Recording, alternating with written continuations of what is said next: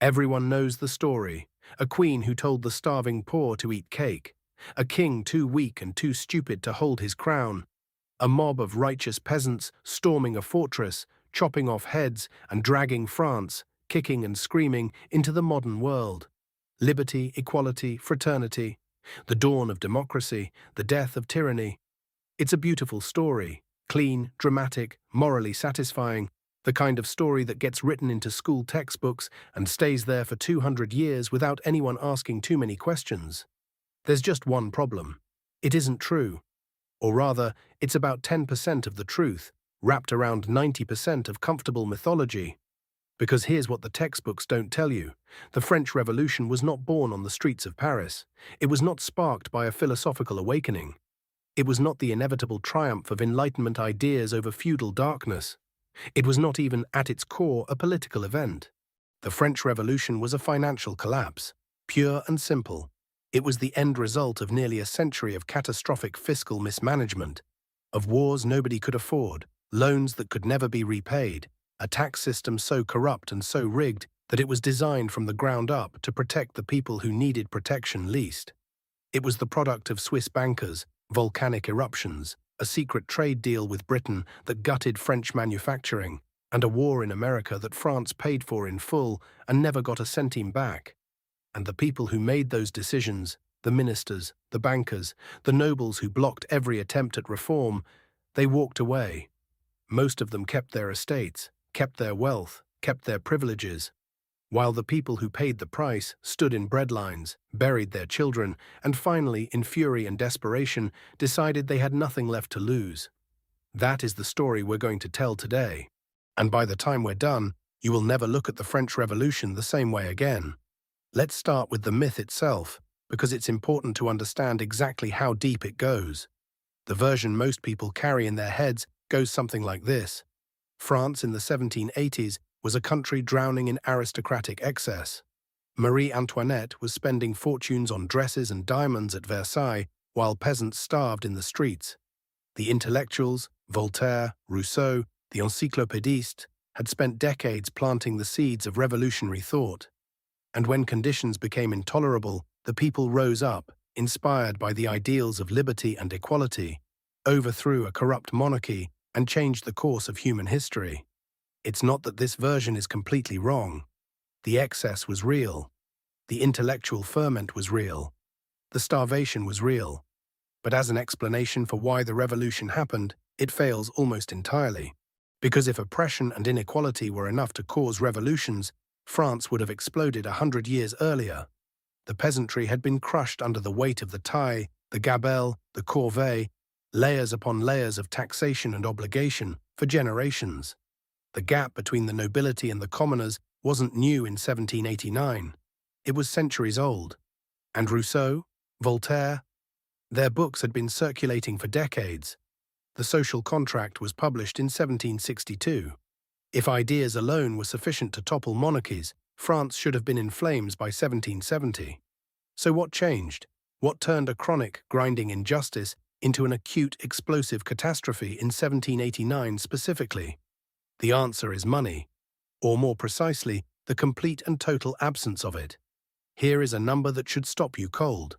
By 1788, the French government was spending approximately 629 million livres per year. Its revenues were approximately 503 million livres. That is a deficit of 126 million livres, roughly 20% of total spending, every single year. And that number doesn't include the cost of servicing the existing debt. By 1788, interest payments alone on France's accumulated debt consumed approximately 50% of all government revenue. Half. Every franc that came into the treasury, from taxes, from tariffs, from every source, half of it went straight back out the door to pay the interest on money the government had already spent. France was not teetering on the edge of bankruptcy. France was bankrupt. The monarchy just hadn't admitted it yet. And the reason it had reached that point, the reason the debt was so enormous, the hole so deep, was not Marie Antoinette's wardrobe. The dresses were expensive, yes. The parties at Versailles were obscene, yes. But they were rounding errors in the national accounts. The real culprit was war. Specifically, 4 wars fought over roughly a century, each one more expensive than the last, each one leaving France deeper in the hole than before. The War of the Spanish Succession under Louis XIV. The War of the Austrian Succession. The 7 Years' War, which France lost catastrophically in 1763, surrendering most of its colonial empire to Britain. And finally, the one that pushed France over the edge, the American Revolutionary War, which France entered in 1778 and bankrolled almost entirely on borrowed money. Now, you might ask, why didn't they just fix it? France was not a poor country. It had the largest population in Western Europe, somewhere around 28 million people by the late 1780s. It had fertile agricultural land, a vast colonial network, significant industrial capacity. The wealth existed. The resources existed. The problem wasn't that France lacked money. The problem was who had the money, and who had the power to make sure they never had to contribute any of it to solving the crisis. French society was divided into 3 estates. The first estate, the clergy, owned approximately 10% of all land in France and paid 0 direct taxes. Instead, they offered the crown a voluntary gift every 5 years. They decided the amount. The king couldn't compel them to give more. The second estate, the nobility, held enormous land wealth and were exempt from the tile, the most important direct tax. The third estate, everyone else, the 98%, the peasants, the artisans, the merchants, the lawyers, the doctors. They paid everything, the tile, the gabelle, a tax on salt enforced with such brutal efficiency that families were required to purchase government salt at inflated prices, and inspectors could enter your home without warning to check compliance. Get caught buying cheaper smuggled salt, and you could be sentenced to the galleys. Think about that, galley slavery. For buying salt, and the system had a structural fail-safe built in to prevent it from ever being reformed. France had institutions called Parlements. Not parliaments in the modern sense, no democracy here. These were regional courts, staffed by hereditary magistrates, wealthy nobles who had literally purchased their judicial offices, and their power included the right to refuse to register royal edicts. In practical terms, veto power over any law the king tried to pass. Every time a reform-minded minister tried to change the tax system, and several did, some of them brilliantly, the parliaments blocked it. Every single time, because the judges who controlled the parliaments were the same people who would have to start paying taxes if the reforms passed. Think about the elegance of that trap. The king needs revenue. The only way to get revenue without borrowing is to tax the wealthy. But the only institutions that can implement tax reform are controlled by the wealthy, who refuse. So the king borrows, again and again and again, until the interest on the borrowing consumes half the budget. And then there are no more lenders, and then the whole thing falls apart. That is the mechanism that produced the French Revolution. Not Rousseau, not Marie Antoinette. A tax system rigged by elites to protect elites, combined with a century of war debt, combined with institutional paralysis that made reform impossible even when everyone knew it was necessary. The guillotine didn't invent itself. It was built, slowly, deliberately, over generations, by the people who thought they'd never be the ones standing beneath it.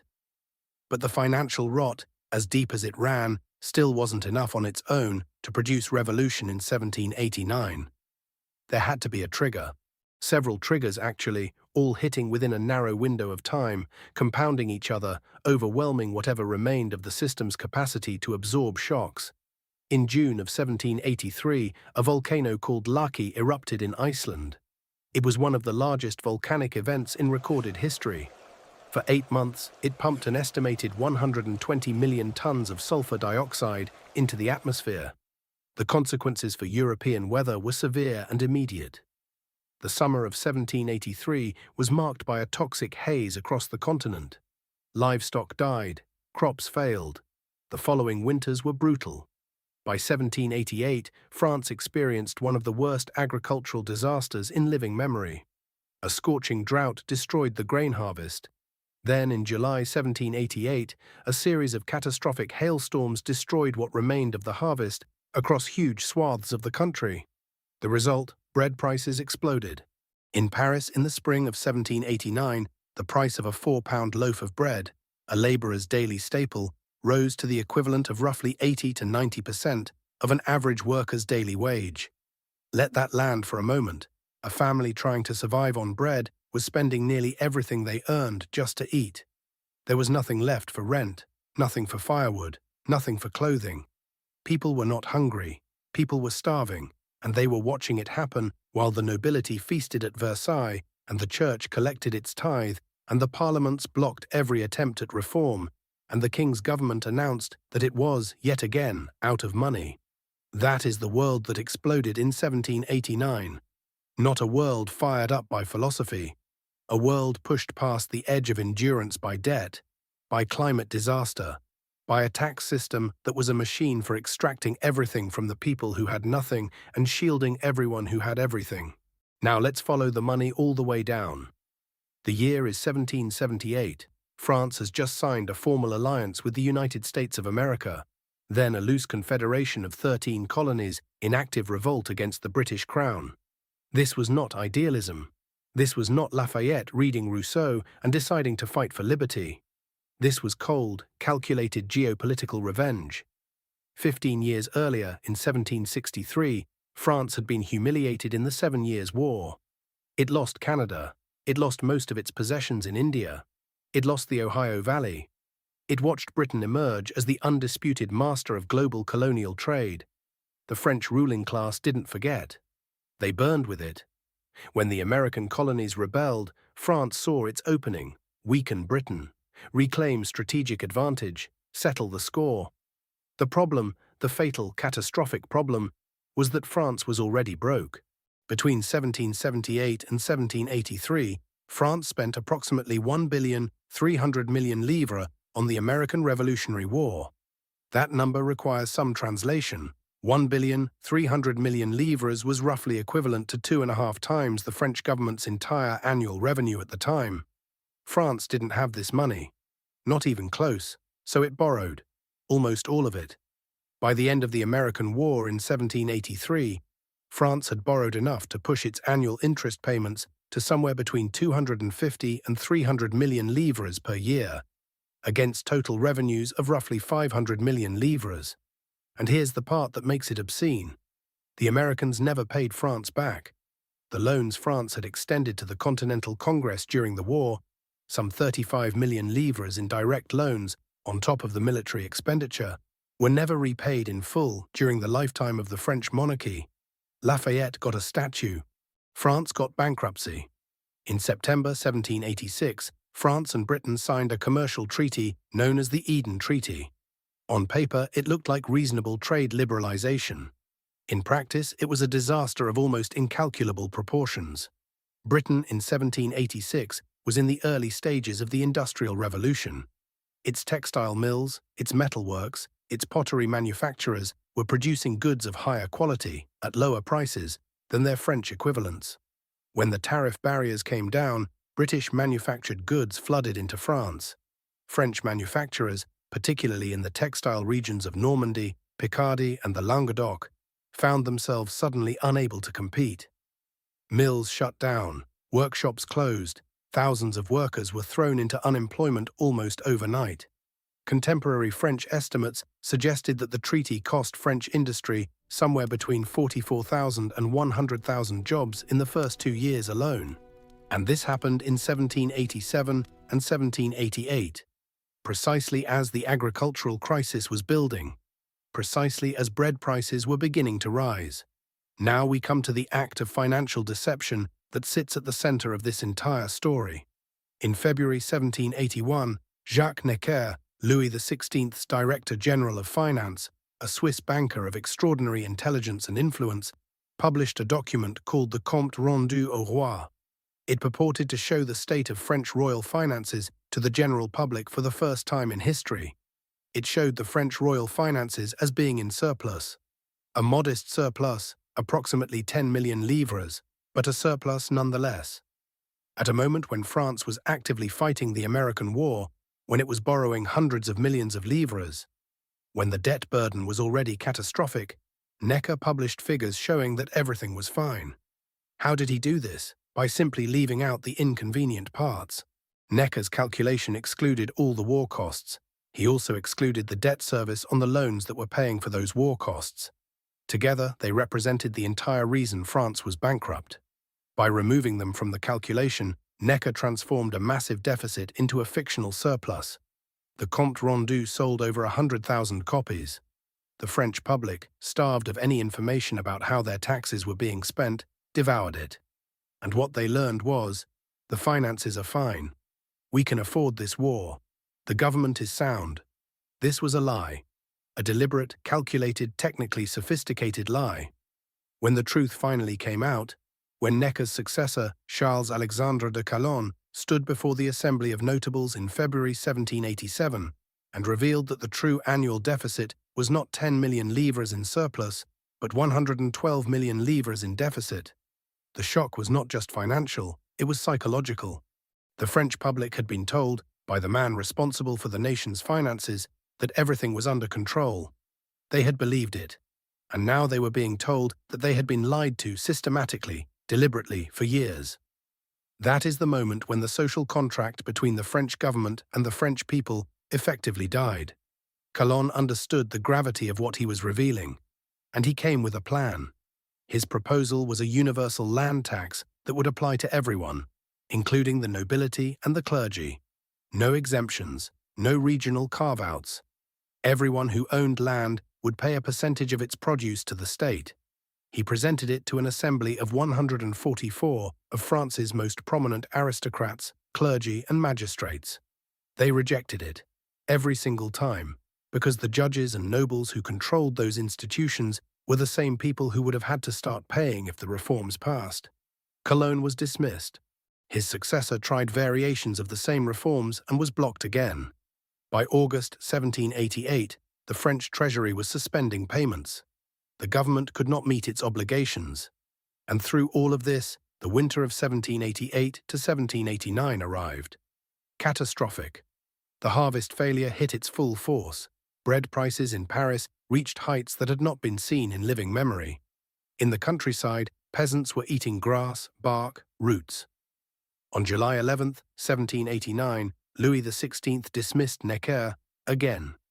In the Palais Royal Gardens, a young journalist named Camille Desmoulins climbed onto a table and harangued the crowd. He told them Necker's dismissal was the signal for a royal massacre of patriots. He called for arms. 2 days later, they stormed the Bastille. Now let's talk about the people who actually paid for all of this. Before the crisis, a typical French urban labourer earned somewhere between 20 and 30 sous per day. A 4-pound loaf of bread cost around 8 to 9 sous in normal times. Roughly a third of daily wages, painful but survivable. By the spring of 1789, that same loaf cost 14.5 sous in Paris. For a family of 4, 2 adults, 2 children, you needed at minimum 2 loaves per day just to prevent starvation. That's 29 sous, more than most labourers earned in a day. Before rent, before firewood, before clothing, before anything else required for human survival. Arthur Young, the English agronomist travelling through France in precisely this period, wrote in his diary in the summer of 1789, "The poor people seem very poor indeed, the children terribly ragged. 1/3 of what I have seen of this country is uncultivated, and nearly all of it in misery." Young was not a radical. He was reporting what he saw. The agricultural crisis of 1788 was not merely a bad harvest. It was a cascading disaster that unfolded in stages. First, the drought of the summer of 1788 stunted grain crops across much of northern and central France. Then, in July 1788, a series of catastrophic hailstorms swept through the major agricultural regions. The intendant of the Paris region reported that the hailstorms of July 13, 1788, alone destroyed crops over an area roughly the size of modern-day Belgium. One day, one storm system, an entire season's food supply gone. Then came the winter. The winter of 1788 to 1789 was one of the coldest in decades. The Seine froze. Mills that used river water to grind grain were immobilized. Supply chains that were already strained by the harvest failure collapsed entirely under the weight of snow and ice. In the Diocese of Chartres, one of the most productive grain-producing regions of France in normal times, The bishop received reports of villages where the majority of inhabitants had no bread at all and were surviving on boiled nettles, acorns, and whatever they could forage from the frozen countryside. And in the midst of all of this, the harvest failure, the frozen mills, the bread lines, the children eating bark, the tax collectors kept coming. The tile was assessed annually. The gabelle had to be paid regardless of economic conditions. The tithe, 1/10 of agricultural produce, was collected by the church even in years when there was barely enough produce to feed the farming family that had grown it. The historian Georges Lefebvre documented dozens of cases in which families who had farmed the same land for generations were dispossessed in 1788 and 1789 because they could not meet tax obligations during the crisis year. They didn't lose their farms because they were lazy or incompetent. They lost them because a volcano erupted in Iceland in 1783, and the chain of consequences took 6 years to reach the farms of northern France. While the countryside was starving, the cities were experiencing their own catastrophe. Rouen was one of the largest manufacturing cities in France, with a thriving cotton and wool textile industry that employed tens of thousands of workers. When the Eden Treaty opened French markets to British competition in 1787, British textiles entered at prices that undercut local producers by 30 to 40%. The mills of Rouen began closing within months. By 1788, unemployment in the Rouen textile trade had reached levels that contemporary observers estimated at somewhere between 30 and 50% of the workforce. A report from the Rouen intendant to Versailles in early 1789 estimated that the city contained approximately 30,000 workers who were either unemployed or working such reduced hours that their wages were insufficient to purchase adequate food. 30,000 people, in one city, in one industry, in one province. The excess mortality in France in 1788 and 1789, deaths above the normal baseline, was significant. Parish records from the most severely affected regions show mortality rates in the winter of 1788 to 1789 that were 30 to 50% above normal. The historian Jean-Pierre Pousseau estimated that the demographic consequences of the crisis may have affected the French population by several hundred thousand people. Several hundred thousand people. Not killed by the revolution, killed before it. By debt policy, by trade policy. By a volcanic eruption on the other side of the world, whose consequences were amplified 100-fold by a tax system designed to ensure that everyone at the bottom bore every risk. They were the wives of textile workers laid off when the Eden Treaty opened French markets to British competition. They were the daughters of peasant farmers whose harvests had been destroyed by hailstorms. They were the widows of soldiers who had died in the American War, the war that France had paid for in borrowed money. They knew one thing: they were hungry. They had been hungry for months. Their children were hungry. And the people who were supposed to be in charge of the country that was letting this happen were still visibly, fabulously wealthy. That knowledge, simple, physical, inescapable, was the true engine of the French Revolution. Not ideas, hunger, not philosophy. The arithmetic of bread. Now, why does the popular version of this story look nothing like what we've just described? The most important thing to understand about the historiography of the French Revolution is this: the revolutionaries themselves controlled the initial narrative. The men who led the National Assembly, who drafted the Declaration of the Rights of Man, these were lawyers, journalists, philosophes, men steeped in Enlightenment thought. When they described what they were doing and why, they reached naturally for the intellectual framework they knew. They were making history in the name of reason, of natural rights, of human dignity. Revolutions prefer to see themselves as the product of ideas rather than the product of starvation.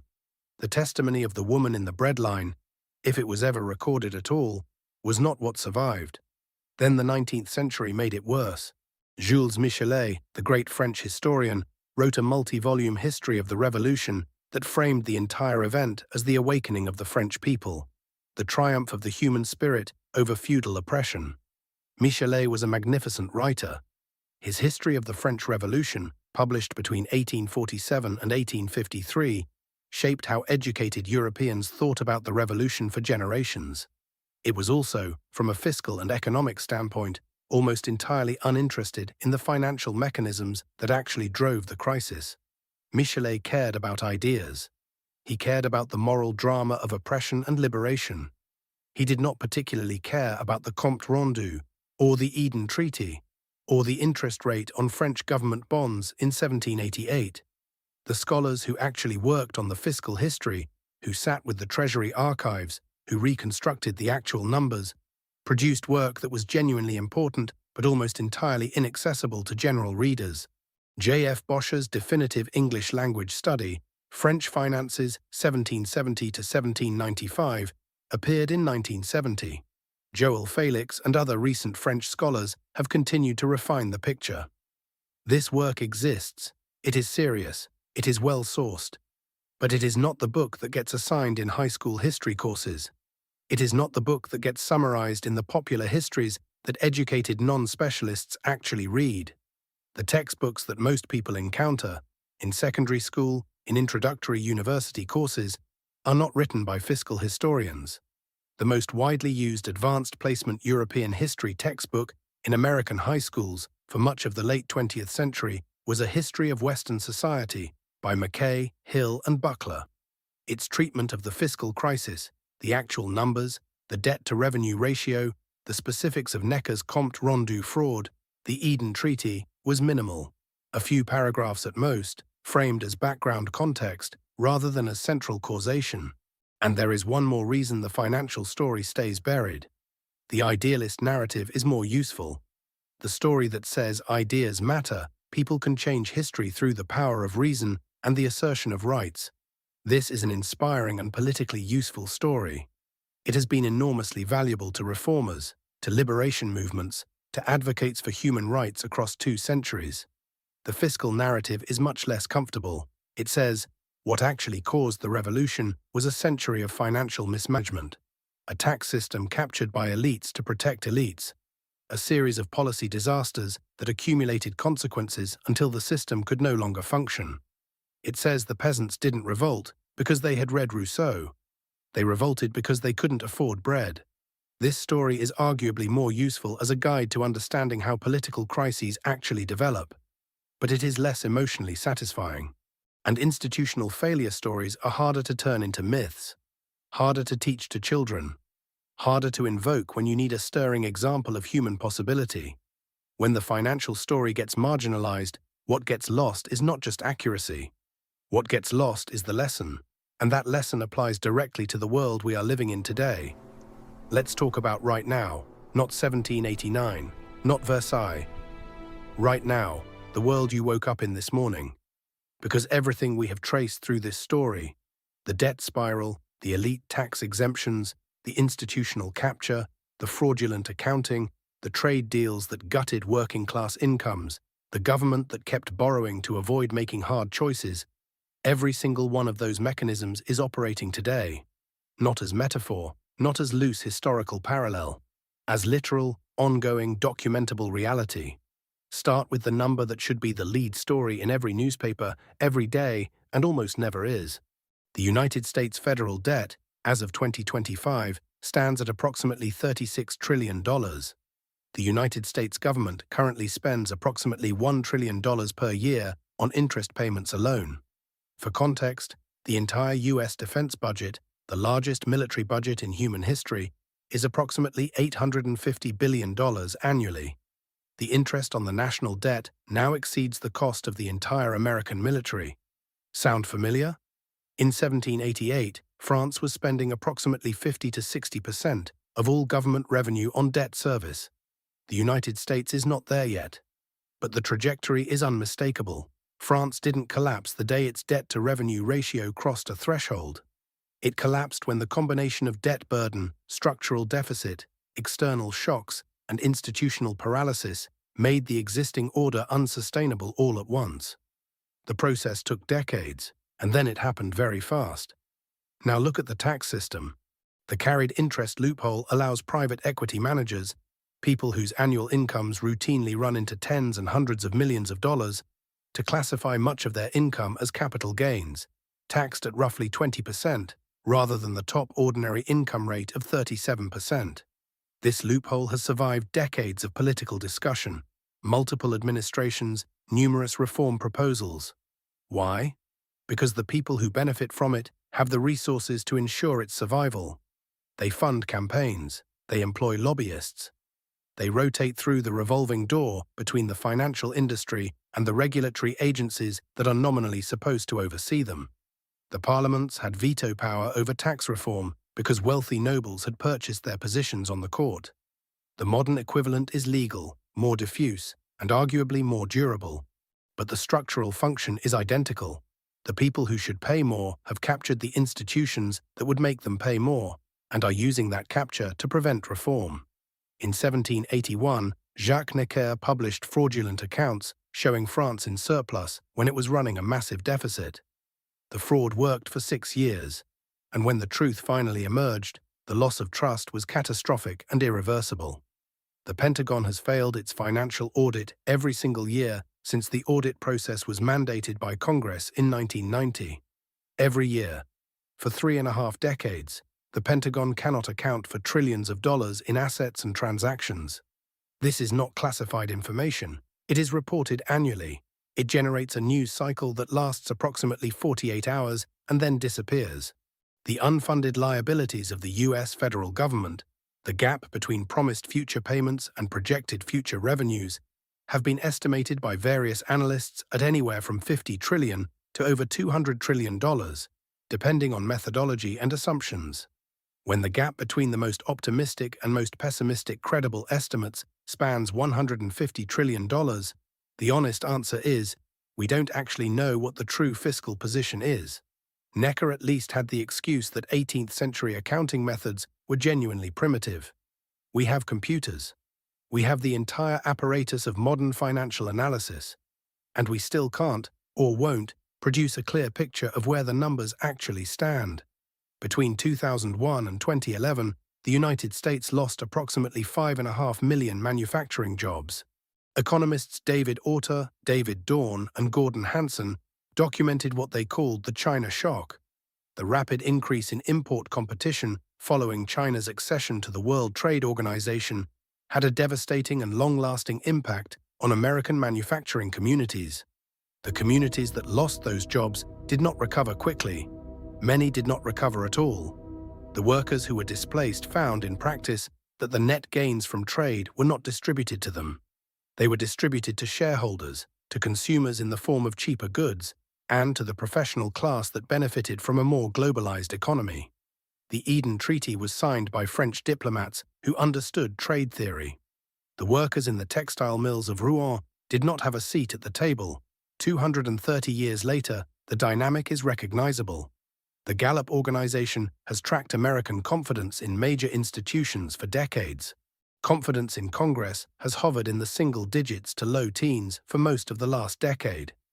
Confidence in the media is near historic lows. Confidence in the medical establishment, in the legal system, in organized religion, in banks, all are dramatically lower than they were 30 years ago. This is not a right-wing or left-wing observation. People across the political spectrum report declining trust in institutions. But the underlying diagnosis, the system is not working for people like me, and the people running it are protecting themselves at my expense, is widely shared. That is the condition that preceded the Grand Départ, not agreement on what was wrong or who was to blame. A generalized, justified conviction that the existing order had failed and was continuing to fail. Ordinary people, while the privileged protected themselves. When that conviction reaches a critical mass, the specific trigger for what happens next becomes almost arbitrary. The trigger is never the cause. The cause is the accumulated weight of legitimate grievance that has nowhere legitimate to go. The French nobility, in the end, had one chance to save themselves. One realistic moment when reform was possible. That moment was the Assembly of Notables, February 1787. They refused, because accepting reform meant accepting that their privileges were no longer untouchable. 2 years later, many of them were fleeing France with whatever they could carry. Some of them ended their lives on the guillotine. The ones who survived lived in exile, having lost everything they had refused to give up a fraction of voluntarily. The lesson is not complicated. Systems under stress can be reformed, or they can be broken. Reform requires the people at the top to accept a voluntary reduction in their advantages. Breaking is what happens when they refuse, and the accumulated pressure finds another outlet. The French revolutionaries who stormed the Bastille on July 14, 1789, were not wrong to be angry. They were right. The system had failed them. The people running it had lied to them. The institutions that were supposed to protect them had been turned against them. But they also had no roadmap for what came next, no clear understanding of how they had arrived at that moment. The result was a decade of chaos, terror, and ultimately military dictatorship, the very thing the revolution was supposed to prevent. Understanding how systems fail is not a counsel of despair. It is the beginning of the only kind of intelligence that actually matters when the stakes are this high. The next version of this story, the one unfolding right now, in the debt spirals and the institutional failures and the collapsing trust and the trade disruptions of the 21st century, that one is still being written. And the people who understand how the last chapter ended are better positioned to influence how this one does. Comment below. Do you think Jacques Necker knew exactly what he was doing when he published the Compte Rendu, that he deliberately falsified French finances to protect the Geneva banking community he came from? Or was he a man who convinced himself that the lie was necessary? Type yes if you think it was deliberate calculation. Type no if you think it was self-deception. The distinction matters more than it might seem, because the answer changes what we should watch for today. Send this video to one person who still thinks the French Revolution was fundamentally about Enlightenment philosophy and the power of ideas. It might change not just how they see 1789, but how they see what's happening in the headlines right now.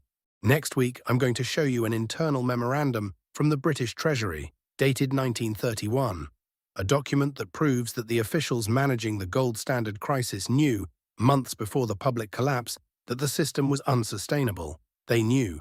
They chose to say nothing. And the decision they made in private, while reassuring the public in official statements, triggered a global economic catastrophe that threw tens of millions of people out of work.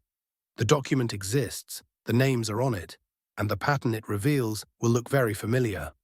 Don't miss it.